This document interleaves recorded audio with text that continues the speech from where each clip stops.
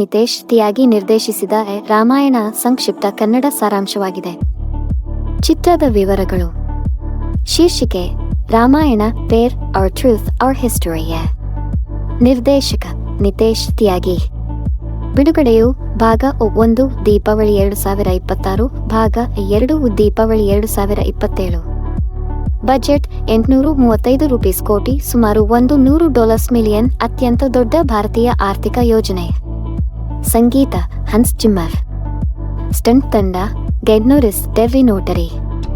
ಪ್ರಮುಖ ಪಾತ್ರಧಾರಿಗಳು: ರಾಮ ರಣಬೀರ್ ಕಪೂರ್, ಸೀತಾ ಸಾಯಿ ಪಲ್ಲವಿ, ರಾವಣ್ ಯಶ್, ಹನುಮಾನ ಸನ್ನಿ, ಲಕ್ಷ್ಮಣ ರವಿ ದೂಬೆ, ಜಟಾಯು ವಾಯ್ಸ್ ಅಮಿತಾಬ್ ಬಚ್ಚನ್. ಕಥಾಹಿರಿಯು 2 ಭಾಗದಲ್ಲಿ ಹಂಚಿಕೆ.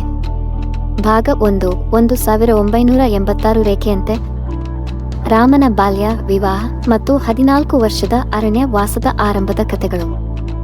ಈ ಕಥಾನದಾಂತದಲ್ಲಿ ಸೀತಾ ಅಪಹರಣದ ಹಿನ್ನೆಲೆ ನಿರ್ಮಿತಗೊಳ್ಳುತ್ತದೆ. ಕ್ಲಿಫ್ ಏಂಜರ್ ಸೀತಾಹರಣ ಅದೃಶ್ಯದಲ್ಲಿ ಭಾಗ 1 ಮುಕ್ತಾಯ. ಭಾಗ 2 ರಾಮ ಓ ಲಕ್ಷ್ಮಣ ಹನುಮಾನದ ಭೇಟಿ, ವಾನರ ಸೇನೆಯ ನಿರ್ಮಾಣ ಮತ್ತು ರಾಶಿ ಸೇತು ನಿರ್ಮಾಣ. ವೃದ್ಧಿ ತುಂಬಿದ ವಾನರ ರೂಪದಲ್ಲಿನ ಮಹಾಭಯದ ಹೋರಾಟಗಳು. ಅಂತ್ಯದಲ್ಲಿ ರಾವಣನ ಸನ್ನಿಧಿ, ವಿಜಯ ಹಾಗೂ ರಾಮ ಓ ಸೀತಾದ ಅಯೋಧ್ಯ ಪ್ರವೇಶ, ಅಯೋಧ್ಯಾರಂಭ. ನಿತೇಶ್ ತಿಯಾಗಿ ನಡೆಸುತ್ತಿರುವ ರಾಮಾಯಣನ ಚಿತ್ರದ ಮೊದಲು ಭಾಗವು ದೀಪಾವಳಿ 2026 ಬಿಡುಗಡೆಗೆ ಸೆಟ್ ಆಗಿದೆ. ಎರಡನೇ ಭಾಗವು 2027ರಲ್ಲಿ.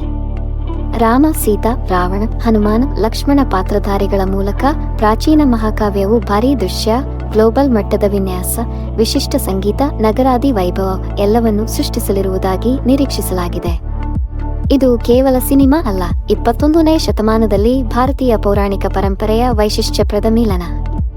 ಇಂತಹ ಮತ್ತಷ್ಟು ಮಾಹಿತಿಗಾಗಿ ಈ ನಮ್ಮ ಚಾನೆಲ್ ಸಬ್ಸ್ಕ್ರೈಬ್ ಮಾಡಿ. ಧನ್ಯವಾದಗಳು.